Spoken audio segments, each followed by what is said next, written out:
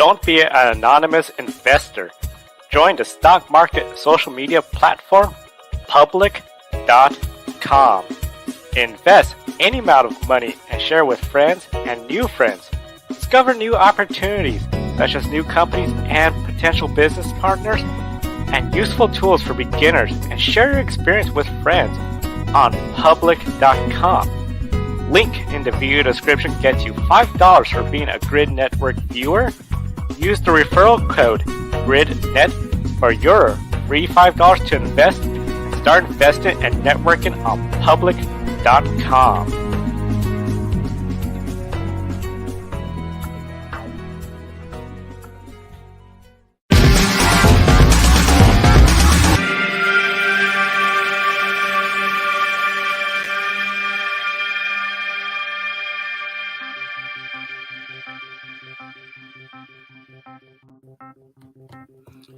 Happening now on Grid Tonight, Ryan Preece is receiving the promotion of a lifetime as Cole Custer gets demoted. Will changes make Stewart-Haas Racing more competitive? Ty Gibbs will move up to the NASCAR Cup Series with Joe Gibbs Racing as many expected, but why will he drop the number 54 instead of the number 18? Also, Italian media is reporting major changes at Ferrari soon. Why did the team strongly deny such a report? Hello to all of our viewers watching here in the United States and around the world. Welcome to Grid Tonight, your weekly motorsports news program. I'm Cubby Lambert from the Podium Finish, and with me is Joshua Birch. I encourage everyone to comment in the chat below and ask questions. Now here's Josh with our top story this evening. Thank you, Kobe. This morning, Stewart-Haas Racing promoted reserve driver Ryan Preece to a full-time seat in the NASCAR Cup Series next year. After running selected racing in Trucks, Xfinity and Cup this season, Preece returns to Cup full-time in 2023, replacing Cole Custer in the number 41 Ford Mustang. Despite not racing as much, Preece helped Ford off the track in the simulator and helped SHR develop the next-gen car. The modified ace bet on himself and waited for this unique opportunity to arrive after paying his dues. He waited on SHR to make a decision. Instead on taking rides in Trucks or Xfinity, he opted against taking a ride in an uncompetitive equipment too. Now Preece will finally get to show the world what he can do in good equipment in the Cup Series, graphic courtesy of Stewart-Haas Racing. And bringing Kobe in once again as well. We asked the question, of course, was it worth the wait for Preece? Absolutely, Josh. I do believe it was worth the wait for Ryan Preece, and it's amazing that he's been able to get this incredible opportunity to drive at Stewart-Haas Racing Cup car. Ryan Preece has been around in NASCAR circles for a while now, paying his dues, driving some uncompetitive equipment. Finally got into a really great situation here with Stewart-Haas Racing, signing on as a reserve driver. I know it's not really a lot of fun, when you're the reserve driver. I know, Josh, you're really familiar with the reserve role in Formula One. You get a few tests throughout the year. You're on the simulator, but you're not really doing a lot of racing for the most part. So that's all you're doing. And for Preece, he did get to run a handful of races, as you mentioned this year, in Trucks, Xfinity, and Cup, but not racing full time like he'd really want to. And in a way, it's similar to Alex Bowman. Instead of Bowman running races with the uncompetitive team, he signed on to be a test, like a test and simulator driver for Hendrick Motorsports. And what happened after that eventually led to him replacing Dale Earnhardt Jr. in that number 88 car, getting the full-time, not in the top tier NASCAR Cup Series ride. And I guess Ryan Preece decided to take the Alex Bowman model in this situation, and look where he is now, finally getting an opportunity to drive for an organization capable of winning NASCAR Cup Series races and championships at NASCAR's highest level. I'm sure Ryan Preece is so pumped up and excited for 2023. And as I said, the driver Preece replaced is Cole Custer, who is getting demoted to the NASCAR Xfinity Series. Custer only had one Cup victory in 3 full seasons and struggled to perform in NASCAR's Premier Series. with an average finish of 20.5, finishing a disappointing 26th and 25th the last 2 seasons in the driver's standings. However, in Xfinity, Custer has experienced tons of success. 10 wins and never finished worse than 5th in the championship. The style of driving needed to be successful in the Xfinity car also seems to suit Custer's abilities as a driver. In 2019, he was a member of the Xfinity Big Three that graduated to the Cup Series the following year, which included Tyler Reddick and Christopher Bell. Custer returns to Xfinity on a full-time basis in a second Stewart-Haas Racing Ford Mustang. He'll be teammates with Riley Herbert, along another courtesy graphic of SHR. And bring Kirby back in as well as I take my glasses off after reading that. Could there be a path for Cole Custer to try and redeem himself? Yeah, Cole Custer be teammates with Riley Hurst in 2023. And speaking of 2023, got a question there from a day in the life saying, does this suggest that Harvick and Eric Almirola will be done at SHR at the end of 2023? I'm really glad you brought that up in a day in the life, because this year, as you know, Kevin Harvick was actually supposed to be the one. I mean, not Kevin Harvick. Eric Almirola was supposed to be the one who was going to be leaving NASCAR on a full-time basis, but Almirola had a change of heart and decided that he wanted to run at least one more full-time season. So Eric Almirola's back in 2023. We'll see if he decides, that's the year that he's finally done. And there's been a lot of rumblings going around that Kevin Harvick has already told Stewart-Haas Racing that 2023 will be his final year. So Stewart-Haas Racing heading into 2024, they very well could have 2 brand new drivers in their lineup. And I think that provides a clear path right there for Cole Custer, answering Josh's question, that where Cole Custer can potentially redeem himself. I know it's really frustrating, getting demoted like this, because he's come up through the ranks to try to make it to the NASCAR Cup Series. Unfortunately, hasn't lived up to all the expectations that comes with being a Stewart-Haas Racing driver. Remember his first career win at Kentucky Speedway on that restart. That was quite a move by Custer to get that win. But since then, we really haven't seen a lot of great things from Cole Custer in the NASCAR Cup Series. Certainly underperforming, not getting the job done at all. But whenever he's in the Xfinity car, I think this is where his bread and butter is at. And I have a feeling, since we're gonna see several drivers like Noah Gragson, AJ Allmendinger, Ty Gibbs moving up to the Cup Series full time, we've certainly talked about there's going to be a void in talent that's leaving the series. So Cole Custer can certainly fill in that slot and potentially become one of the favorites to win the NASCAR Xfinity Series championship. And if Custer goes out there, dominates the Xfinity Series in 2023, I think there might be a path for him to go back to Stewart-Haas Racing at the NASCAR Cup level. And right here, got another comment from a day in the life saying, also Custer could pull an Allmendinger and Preece and come back to Cup stronger, or will he end up like Justin Allgaier? Well, a day in the life right now, I think Custer's in the perfect position to be like AJ Allmendinger and Ryan Preece. Go down to the Xfinity Series, try to reset your career, regain confidence, and come back to the Cup Series stronger than ever. Or you're right about Allgaier. It could very well become, just an Xfinity regular like Justin Allgaier. I guess it really depends on what Cole Custer wants to do with the remainder of his racing career. But right now, I do think that he can potentially regain that confidence, because in the Xfinity Series and the type of equipment he'll be in, I'm pretty sure he'll probably be running up front and competing on a daily basis versus the Cup Series where he's typically, running outside the top 20, sometimes outside the top 25. So that should give Cole Custer give him an opportunity to rediscover the confidence that seemed like he lost when he went to the NASCAR Cup Series. And from one NASCAR story to another, because one of the worst kept secrets in the NASCAR Cup Series garage was announced yesterday, with Ty Gibbs replacing Kyle Busch at Joe Gibbs Racing. Most people knew this announcement was coming, but most were caught off guard by the number 18 Toyota going away. Instead, Ty Gibbs will keep the same number from the Xfinity Series, driving the number 54 Toyota at the Cup level. After winning this year's Xfinity Championship together, crew chief Chris Gale will return to the Cup Series and guide Gibbs through his first full season in NASCAR's top division. In regards to the future of the number 18, JGR plans to utilize this number in future seasons, and the photo there taken by Logan Riley from Getty Images. Kobe, do you see Ty Gibbs running 54 instead of the number 18 more so as creating his own identity in the Cup Series, or as a respectful gesture for the departing Kyle Busch?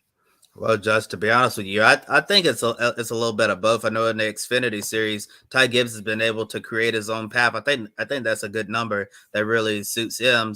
So bringing the 54 up to the Cup Series, I think it allows Ty Gibbs, to do his own thing and make their own number memorable in its own right. And also, I think it can also be seen as a way to be respectful to Kyle Busch. Kyle Busch is the most successful NASCAR driver in Toyota's history, and he's done a lot for that manufacturer. And it's certainly it's been an open secret that Kyle Busch's departure from TRD and Joe Gibbs Racing, didn't necessarily end on a good note. Seems like there were some hard feelings there and a lot of disappointment and hurt from that Kyle Busch was feeling, with the way that this ended.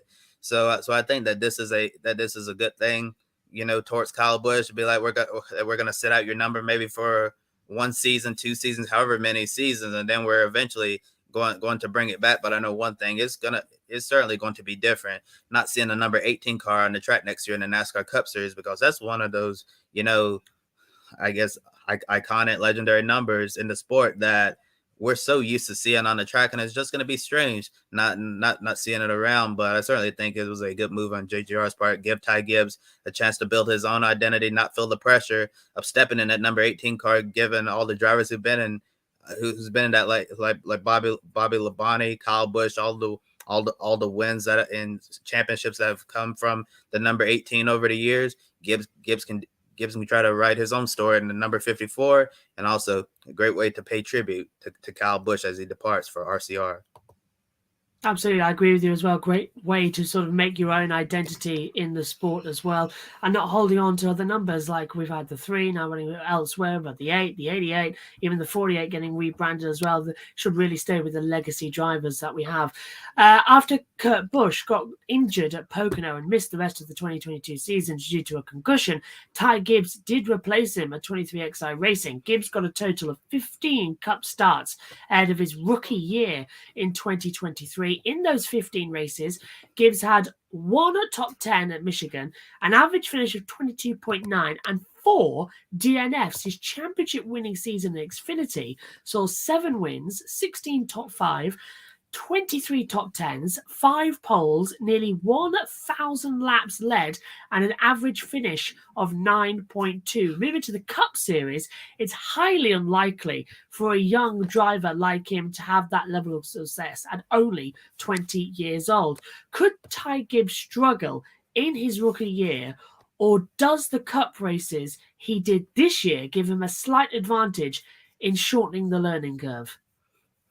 Well, I mean, anytime you get to run a handful of Cup races, it's certainly going to be helpful, and I think that will definitely help shorten the learning curve for Ty Gibbs. But as we saw in those 15 races, he certainly had a rough time, but that's expected. He is 20 years old. Really really young. A lot of drivers don't get to the NASCAR Cup Series until like they're 22, 23, 24, even sometimes 25 years old. And we also have to look at the fact that Kyle Busch went through the NASCAR ladder system really, really fast, way faster than a lot of people. Ty Gibbs did ARCA. He skipped the Truck Series altogether, went to Xfinity, and now he's a NASCAR Cup Series driver. Just like that. It's not like some drivers who may spend maybe 1 year, 2 years in ARCA, 1-2 years in trucks, 1-2 years in Xfinity, and then go Cup racing. Ty Gibbs is moved on every single year, even skipping a level to get to the NASCAR Cup Series. So it would not surprise me if he has a bit of growing pains next season. But given the type of general talent that Ty Gibbs is, it also would not surprise me if he goes out there and does extremely well in his rookie year. But if his performance with 2311 Racing is any indication of how it could go, I think it could definitely be quite a year of learning for Ty Gibbs. But once I think he gets his finger wrapped around Cup racing and completely figures it out, I think the rest of the Cup field's gonna have to worry, because he's gonna be a force to be reckoned with for a very long time in NASCAR. Got another comment here on the Dana Life set. You anticipate Ty Gibbs winning a super speedway race or a road course with rain conditions? Certainly when you come to like a track like Daytona, Talladega, and even Atlanta now, which is a 1.5-mile super speedway, anybody can win those races. So you definitely can't count him out or anyone else out of those. And then road course, Ty Gibbs has proved to be a really solid road course racer. So it would not surprise me if he was able to get the job done at one of those tracks. Now moving away from the United States of America and over to Europe and Italy, because for our hot topic tonight as well, an Italian media outlet called La Gazzetta dello Sport says that Ferrari team principal Mattia Binotto will be replaced by Alfa Romeo Racing team principal Fred Vasseur. Now, Binotto has faced a lot of criticism in recent years for Ferrari's fall from grace in Formula One and not meeting high expectations. When it was made perfectly clear that changes needed to take place inside Ferrari, Binotto hasn't changed a single thing to give Maranello or the Tifosi any confidence that things will get better anytime soon. Ferrari wasn't notified about the reports in Italian media and responded swiftly. Here's Ferrari's statement now coming up on the screen. Scuderia Ferrari's statement from their official Twitter account, and even with Twitter Blue, we have checked that this is the official one, don't worry about it. They say, in retaliation to speculation in certain media regarding Scuderia Ferrari team principal Mattia Binotto's position, Ferrari states that these rumours are totally without foundation. Yep, I've heard that before, mainly with the Otmar Safnauer, who's now the boss at Alpine. But I'll tell you what, Kobe, does this story signal the dysfunction and frustration going on at Ferrari amid the growing speculation about Mattia Binotto's future with the team?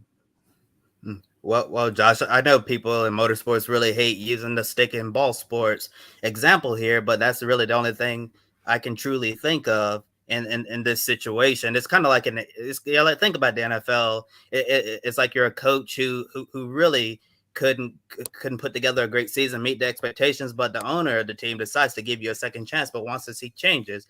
And when those changes are needed, what you're going to see, he's going to fire the offensive coordinator, defensive coordinator, and the special teams coordinator, and he's going to hire new people, change the entire system, and try to make sure they can improve the next season. And if they make the playoffs, do extremely well, coach is going to he's going to be rewarded with a new contract.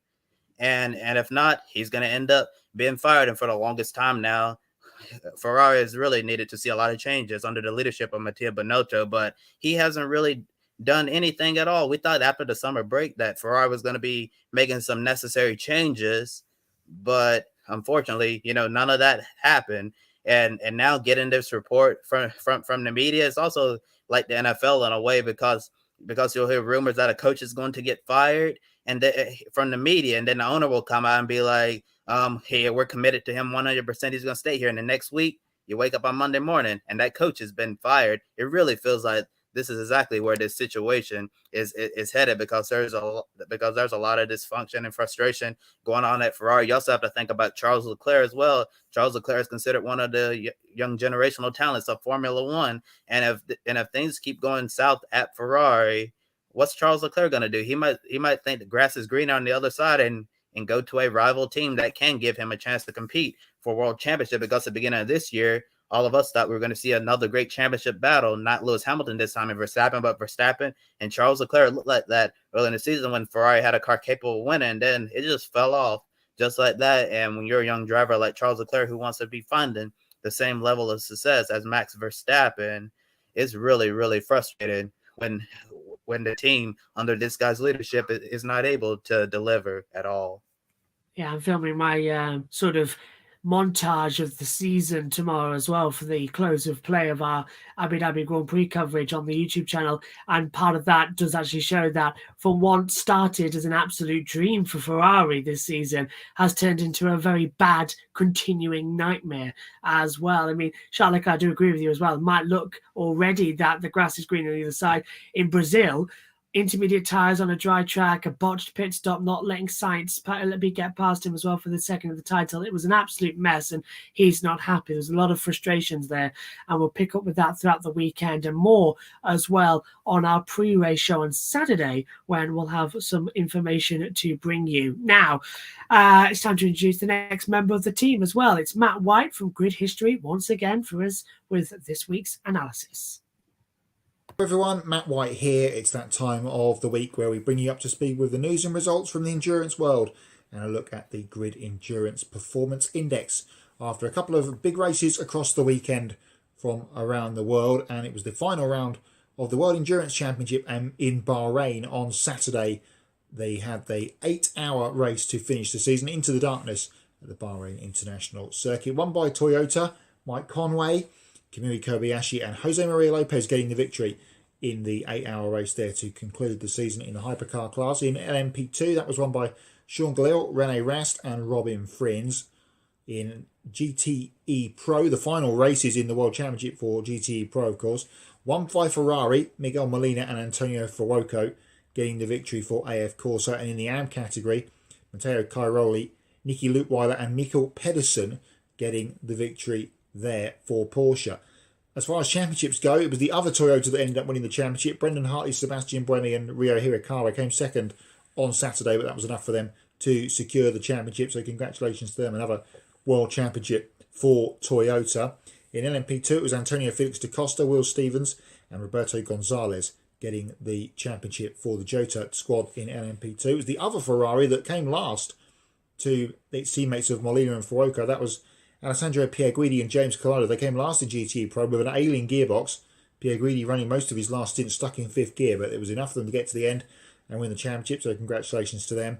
And an Aston Martin victory in GTE AM, Marco Sorensen and Ben Keating securing the championship there. We had one other race over the weekend, that was at the Mountain, the final weekend of racing action for the year at Bathurst, and a 3-hour spectacular for the GT World Challenge Australia Championship up there at Mount Panorama, won by Triple Eight, Brock Feeney, Supercars ace, teaming with Prince Jeffrey Ibrahim to take the victory in the 3-hour race. They overcame a great fight by Tim Slade and Brad Schumacher in that race to take the lead with 20 minutes to go, and were never headed from there to the finish. A couple of weeks off now for the Grid EPI, so the championship's not going to change too much from here on to the end of the season. We've only got 3 or 4 races still to go, as we documented on last week's update. So here's another look at how the standings are. Raffaele Marciello tops the points, and he's got about a 100-point lead there on Jules Goudon. A bit of shuffling going on behind over the weekend. Oliver Jarvis has popped himself back up into 10th. He was in the LMP2 race for United at Bahrain over the weekend. He is 10th. Rene Rast, as we mentioned, winning the championship in LMP2, is in 12th. And Antonio Fuoco's win in the GTE Pro race for Ferrari pops him up into 18th in the Grid EPI standings as we close in on the end of the year. A couple more events to go. Shouldn't be too much shuffling in the points, but we'll keep you abreast of it between now and the end of the season. Thank you, Matt. And next, some more motorsports news from around the world. The highly successful Hy-Vee IndyCar doubleheader race weekend at Iowa Speedway returns in 2023 with another star-studded music lineup on Saturday, July 22nd and Sunday, July 23rd.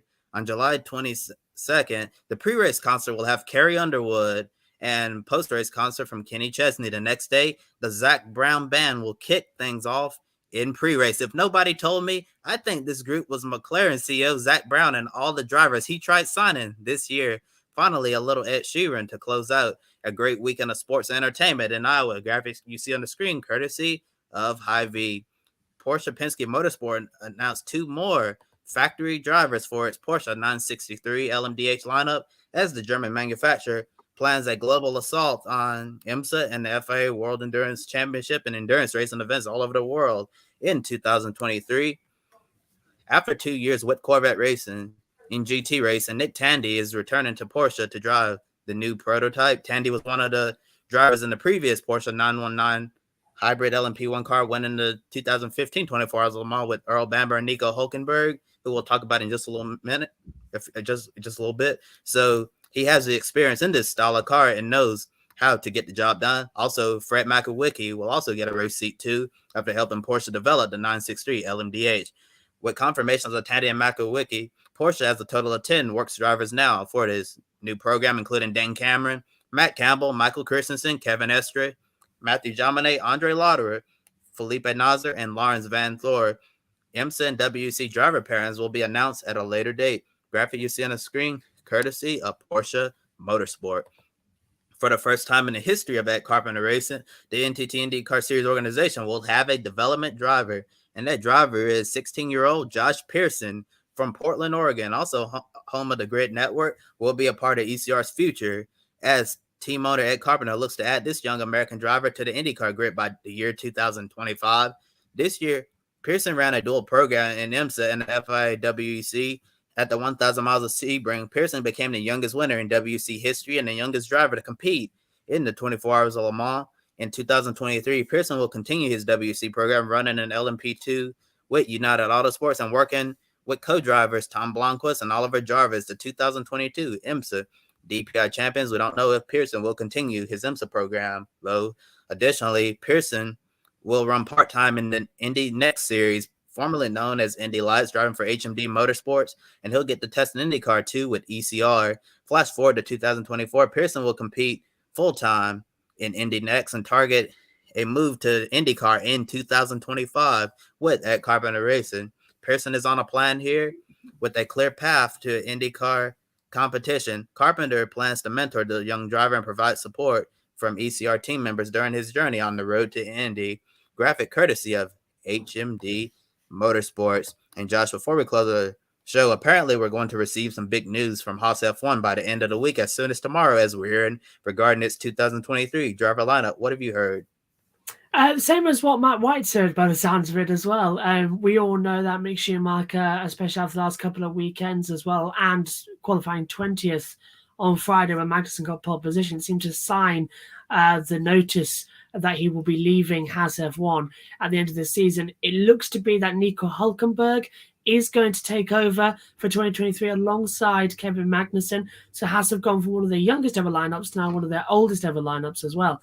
Whether or not it's right that Hulkenberg gets another chance at Formula One, it'll become, I believe, his 7th different team he's raced with as well in Formula One, which is just ridiculous, to be honest. But he's still without a podium. He'll still rack that up for a couple more seasons, it looks like. But it looks like it's going to be Kevin Magnussen alongside Nico Hulkenberg. That'll get announced 7 a.m. UK time tomorrow, 8 a.m. in Europe, and I'm not sure what time that is over there in the States, about 4 a.m. I believe. So if you want to set your alarm, you're more than welcome to, but it'll be an announcement just with a simple press release. They've all done that because it's the press conference tomorrow, while the final media day, everyone gets asked questions. So it just gives us all something to talk about as well, which I'll be looking forward to.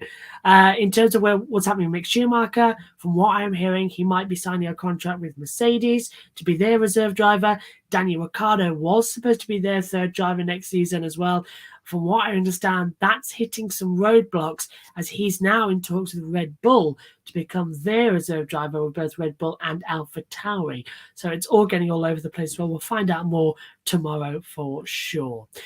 Now, to go through what we're looking at for the rest of the week here on the Grid Network. Friday, we have our Women in Motorsports and the return of the Grid Round Table to kick off the off-season. That's at 7 p.m. Eastern on Friday night. We debate whether there should or should not be races that end under a caution or use a red flag / overtime to ensure a green flag finish, something that we've been debating a lot this season as well, and even last year. So we have a round table to discuss it, as I said, Friday at 7 p.m. Eastern. Saturday, Grid Live pre-race. That's at noon Eastern as well. Sunday, Grid Live wrap-up shortly after the 2022 Formula 1 season finale, the Abu Dhabi Grand Prix at the Yas Marina circuit. And Monday, we'll have Grid Live Encore as well, looking mainly as an encore for the Formula 2 season finale as well, and whether or not Logan Sargent did manage to get the super license points needed. A reminder to follow us on social media as well. We've got socials across from Twitter, LinkedIn, Twitch, YouTube, obviously, and of course, we're now on TikTok with all our picks throughout. Big thank you to our Patreon supporters, Colin, Mark, Deshelle, and Robin, for keeping us on the air throughout this very long and difficult 2022 season. Hopefully, they'll continue to do that throughout the 2023 season. And also, you can click on the link below to join our Patreon, or buy me a coffee. We can certainly do with one after the year we've been having, for a one-time donation as well. Also, use public.com to invest in the stock market. Use the code GRIDNET to earn free stocks, get started, and utilize the stock market for your own personal investment. For Kobe Lambeth at the podium finish, I'm Joshua Birch. Thank you very much for watching. Thank you, Kobe, for joining me. We'll see you next time. Bye-bye. Don't be an anonymous investor. Join the stock market social media platform, public.com. Invest any amount of money and share with friends and new friends.